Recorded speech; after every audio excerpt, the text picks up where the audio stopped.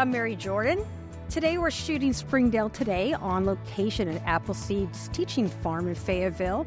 Joining us for the podcast today is Mendi Hayter, whose students from Knapp Elementary School are out here visiting today, as well as Ryan Patterson, who's the program director here at Appleseed's. Mendi's class, or please forgive me, her school at Knapp Elementary is one of 50 field trips happening here at Appleseed's farm for Springdale Public Schools through December.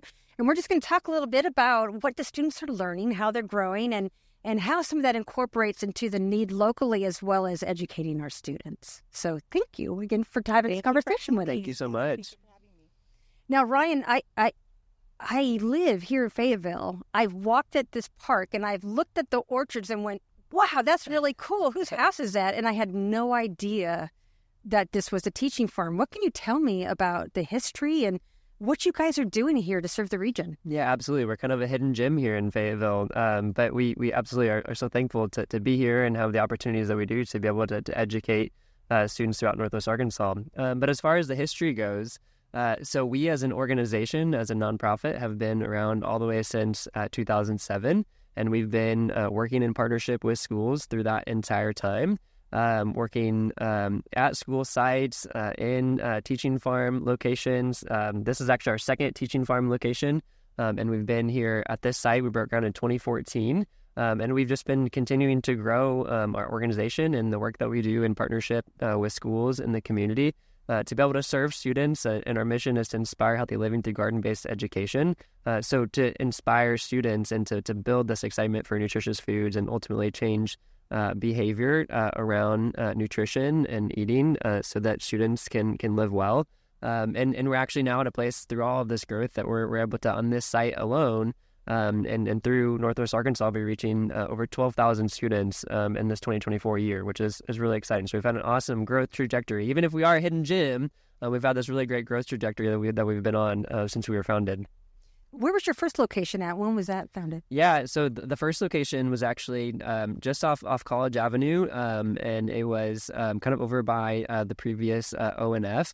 And we actually had an opportunity to work in partnership with the city here for this location to be able to have a 20-year lease agreement to be able to serve the public through our programming.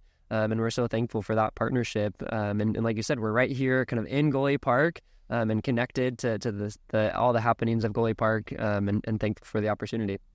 A big aspect of what you do here is garden-based education. What do you see as a need for that type of education in Northwest Arkansas? Yeah, that's right.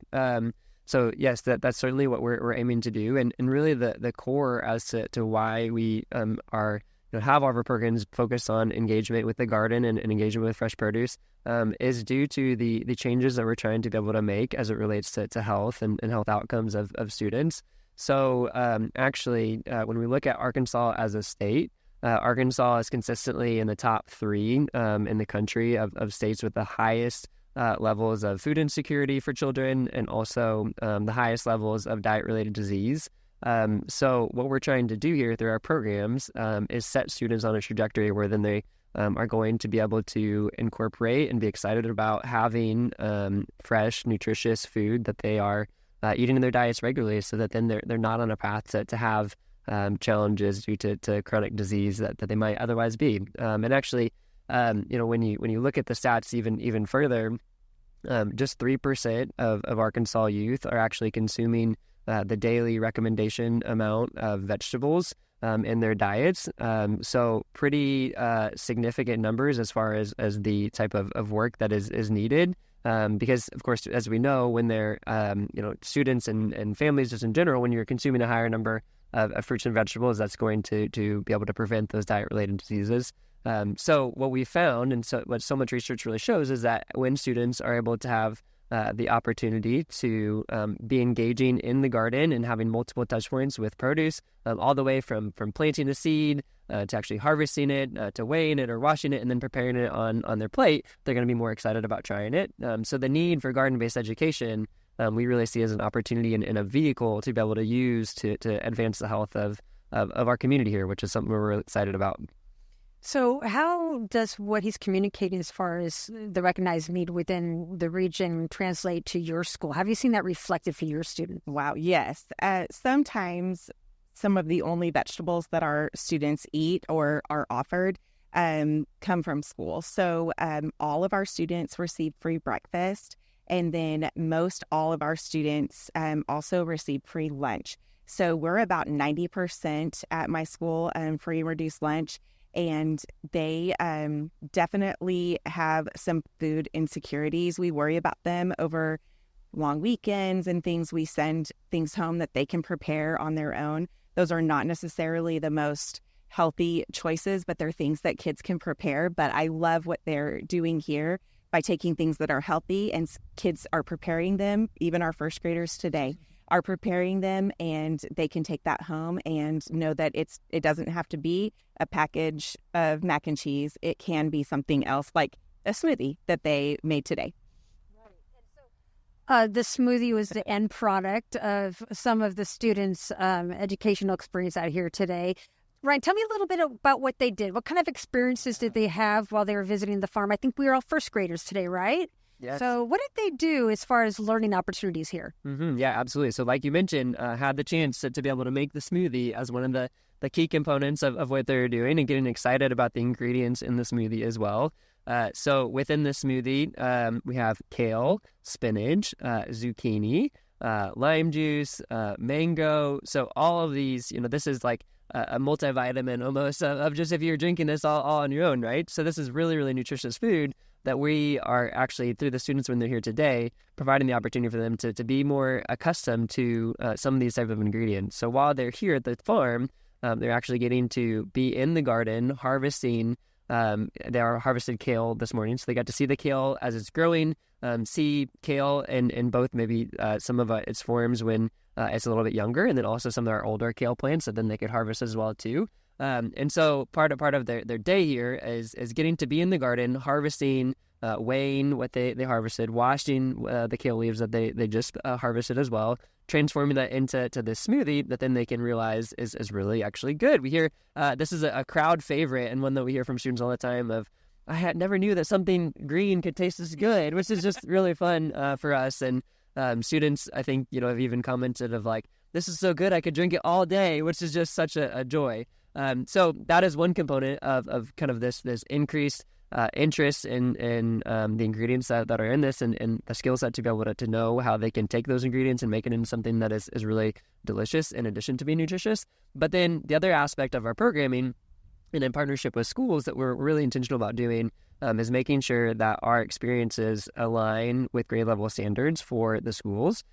So that's additional part of what students are learning here today too. So grade level standards from both science perspective, from a literacy perspective, and then also, of course, nutrition standards that they're trying to be met. So in addition to making this while students were here today, students also got to learn about food groups and have a chance to be able to identify what are some of the foods that are in the different food groups, and the importance of being able to eat all food groups while they're here, and getting to play a game around that while they're here on site with us. And then even getting to explore the garden and have some science connections related to what it looks like for plants as they're growing. And like I was saying, this idea of that there's even a first grade standard that's kind of students have an awareness of what it looks like for plants, young plants and then older plants. And so when you get to be in the garden and see that growth and that changing that's happening, is really just, we know, a great opportunity to again, support the learning that's happening in schools, to be able to align with standards, while also then helping students understand from a nutritional and health perspective everything as well too. And, we only report the truth here on Springdale Today, and I promise the smoothie really is. They have a greener version, and so it was really a nice treat when they brought it out. Now, Mendi, tell me, what is the value of hands-on experiences like this for educating your students and really building on long-term impacts? Right. So at our school this year, we incorporated a little dream of mine called the Wonder Lab, and our students go once a week and explore something hands-on. This week we are exploring caterpillars. So we ordered some caterpillars and are watching them grow. And we've set up a computer so they can log in and check on the progress of caterpillars, even if it's not their Wonder Lab time, because we don't want them to miss anything great. And so this was a dream of ours when we were talking about a story that I came back from a meeting and I said, we have got to get our kids ready or still wondering about things. When they come to us in kindergarten, there's this natural wonder that they bring, and they don't know how to read, but they're looking through books, and you bring them some worms and they're going to study those and make inferences, and they're going to ask questions, and they're going to see what they notice about that. And that's just really natural. And somewhere along the way, I feel like we squash that a little bit, and students are more focused on right or wrong answers. And that is not the kind of learner that takes a lot of chances and really gets in that learning pit of not knowing, but I'm going to figure it out, and having grit. So those are the kinds of learners that we want to create. So we created the Wonder Lab, and we started actually with lima beans this year. That was our first hands-on experience. So when you're talking about mature plants, we all are growing our own lima bean plants, and they are just baby plants. But it's so exciting that kids are watching them grow, and they're noticing and they're wondering about these plants as they grow. And we planted them in different types of soil a couple of weeks ago, and then now we're moving on to the caterpillars, but we're also keeping those plants growing so they can see a more mature plants. So all of this ties beautifully into our curriculum. We have a new benchmark curriculum this year with our reading program, and the first unit is about living things and watching them grow. And so this is tying perfectly in. So we couldn't have timed it better. Awesome. Now, I imagine this really applies to both of you guys. How have you seen what you're teaching young people change lives? How have you seen it impact their futures and their health? Yeah, absolutely. I can certainly speak from some of the programs that we're able to have here, and just to tie in, from the kind of experiential learning and engaged learning opportunities, like that is one of the things that with all of our programming that we do, we're very intentional about making sure it is very hands-on, that we are providing a fun environment. We know that, we kind of have a tagline here at Appleseeds of like, when you're engaged, we know that you're able to thrive. And so we believe that and have structured all of our programs in that way. Because we know that if you're here and you're having fun and you're engaged, then you're going to be remembering all the things that you're learning. You're going to be able to remember this experience that you had here for many, many years to come, which is just really exciting for us. And we've heard from so many different schools and teachers about how thankful they are about how engaging our programming is, so that instead of just maybe a demonstration of seeing something, that they're actually getting to be involved in harvesting kale and then making a smoothie where everyone has a part, those types of things, so that they can have fun. And as far as the type of impact that then leads to, I think that, there's anecdotal impacts that we see, and then also some real statistical impacts that we see from some of our pre and post survey data. Anecdotally, it is quite fun to be able to hear from parents and the students themselves as far as the differences as to what is happening after our programs. I think that, I remember a story, in a time when I was on a program, and the students, it was actually a second grade program, the students were harvesting bell peppers that particular day, and then tried it with a dip that they actually got the hands in making. And those students, there were several that had mentioned to me that this was the first time that they had actually tried a bell pepper, and that they said this was now one of their new favorite vegetables. And so thinking about the type of impact that has on their life, so then the next time that they come across that, they're open to eating it, or have in maybe the potential to have that more incorporated as a regular snack for them. That type of impact from just a small behavior change is just what, we really... I guess our buckets get really, really full when we hear or see those type of impacts. I think from parents, when we hear things as well too, from feedback of students who after one of our programs come home and they say that I want to make the smoothie that I just had at Appleseeds, or Mom, can we go and buy some kale from the store because I had some at Appleseeds with a program when we were making kale chips and that was really good.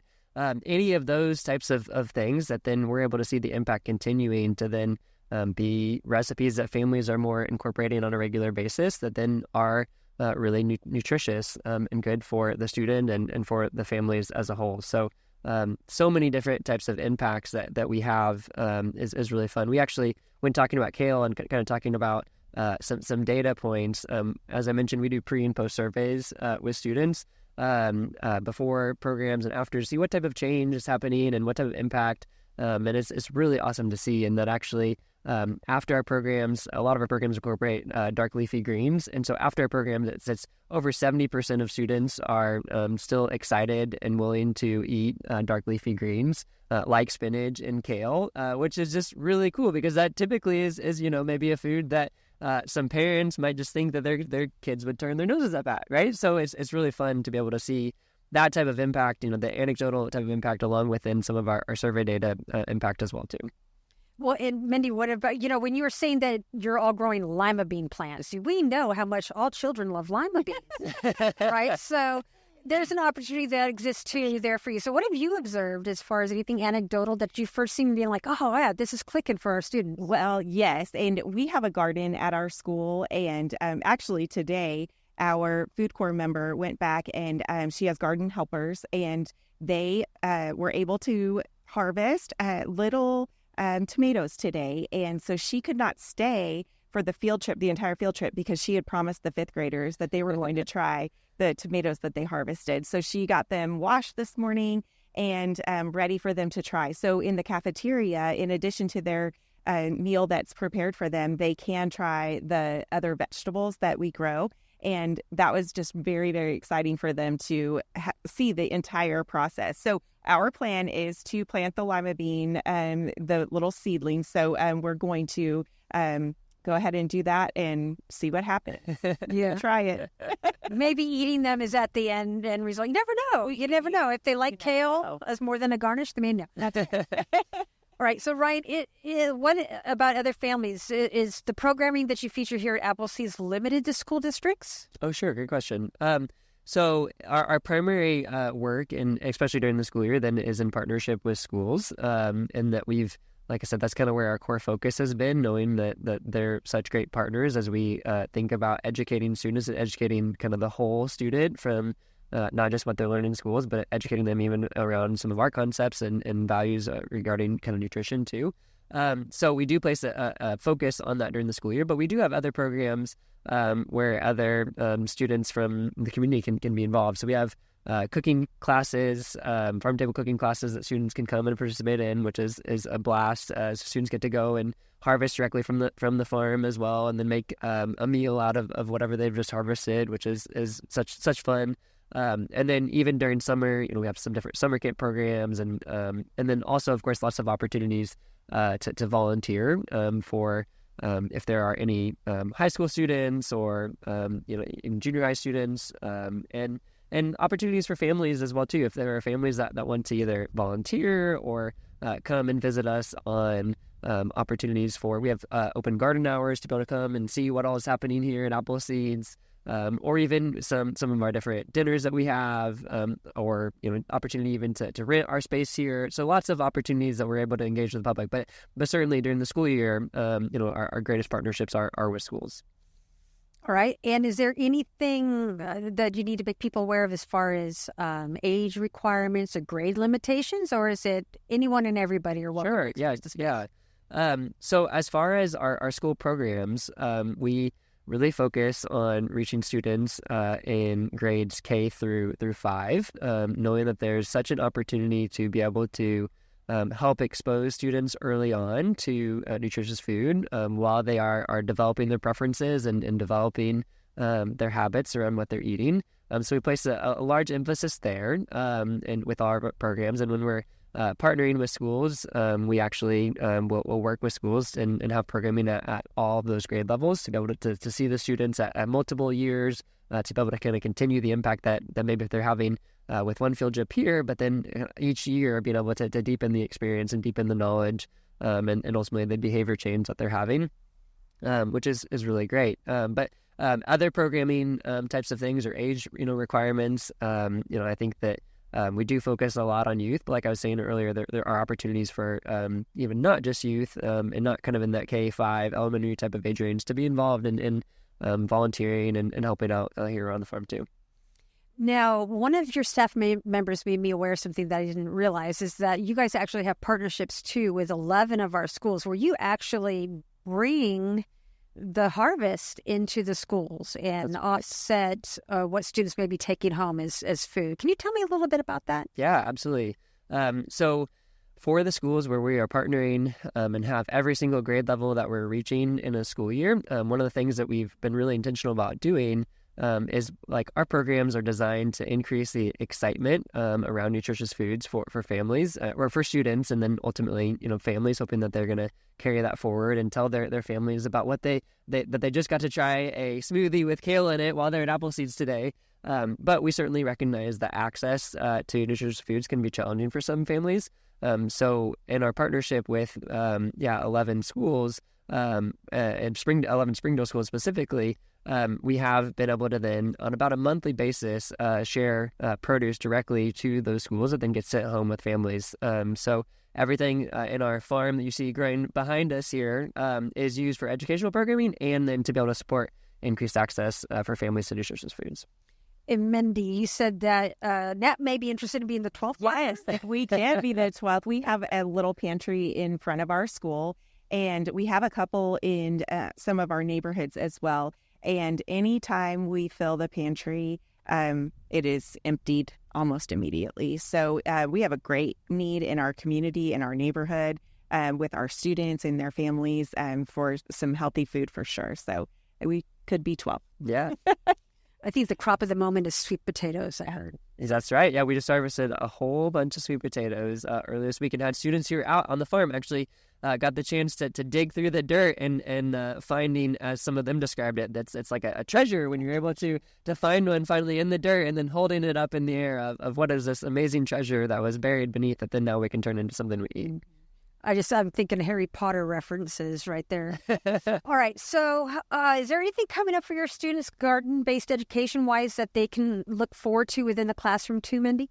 Well, we are getting our garden ready for the fall harvest, and then we will do some in-class cooking with our food corps member, and who is with us this year. She's with us 3 days a week. So classes sign up for demonstrations similar to what they're doing here on a smaller scale than what they're doing here at Appleseeds, but lots of opportunities for our students to get their hands dirty in the garden, and then we will do the work in the spring to get the harvest ready for the spring as well. So we work throughout the summer. We invite our parents to come up and take the vegetables that we've grown and help us weed and help us water throughout the summer, because obviously we're not there all summer. So we have some family garden times that they can come up and help too. So, yeah. You mentioned the seasons, right? You don't typically think about visiting a farm in mid-December, right? So how? Sure. And we have field trips going all the way into mid-December. Correct. So how does things kind of change here and what you do with the students based on the change in seasons? Yeah, so we're thankful here on this site that we do have a high tunnel, and we also have our indoor kitchen space as well. So in the high tunnel, it's really incredible that even in December or January, when everything else is maybe brown outside and very cold, you can go into our high tunnel and then are actually able to see all these plants that are thriving and are then available for students to be able to harvest. And so our programming is designed to allow students, even during those times, to be able to still engage in the same way of finding that touch point with the produce and actually being able to harvest something and weighing it, washing it, and getting it onto their plate. Now, I will say that during the colder months, we do shift and have some of the programs that are happening here be a little bit smaller. Whereas, today, we're having 100 students that were here from Knapp in this one kind of morning slot. And so then we're able to actually then shift to having a little bit smaller just because we have some limited space as far as indoor space. But we, in addition to that, we do actually go into the schools as well during the winter months, where then we're able to have our nutrition lessons tied in directly into the school day to be able to provide students with this great opportunity to, again, learn about nutritious food and learn about how they can make recipes that are then going to benefit their health and their family's health as well. What kind of fruits and vegetables are you growing in the tunnel? Yeah. So during the winter, the types of things that we grow are definitely more cool weather crops. But we'll overwinter, and we'll have carrots that will grow in the high tunnel, spinach, kale. We have done some other radishes that have grown in the high tunnel as well too. And so as we shift in the seasons, the recipes that then the students are making are then very seasonal as well to then reflect what we're able to grow. That's really interesting. All right, so we've talked about so much, and it's been great information. Is there anything that I have not considered you guys think is important to bring to the conversation today? I think we're just really thankful for the opportunity to partner, with schools like Knapp and schools throughout Northwest Arkansas, just to be able to provide this experience. And when schools are able to see the value in what we're doing to focus on nutrition and health with their students, that this just is something that we really appreciate. So that then together as a whole, we're able to uplift our community and the health of the community and the health of the families, so that then students and families can be on a trajectory to be able to have really great health in their lives, and they can achieve everything that they would want to be able to achieve and not be limited by maybe health outcomes. Alrighty, and then if anyone were interested in learning more about Appleseeds, coming out to volunteer, or perhaps even visiting to have an educational experience, where would you direct them? Yeah, absolutely. Our website has a ton of information about all of our different programs. And so that is the probably best place to be able to start, to be able to see everything that we have going on.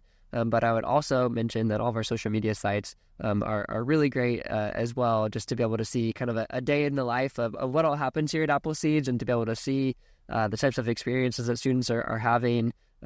We have a really awesome team here who's involved in helping to share out everything that we do, so that then individuals can learn more too. So I'd say both of those places are great places to start. All right. What's your specific web address? Yes, we are appleseedsnwa.org. All right. Thank you guys both for being here. This was a beautiful day. We really lucked out in having this conversation with you. We appreciate your spending time with us today. And I can't wait to have future discussions about Appleseeds and things you guys are doing in the area. Thank you so much for being here. Thank you so much. I appreciate it. Thank you.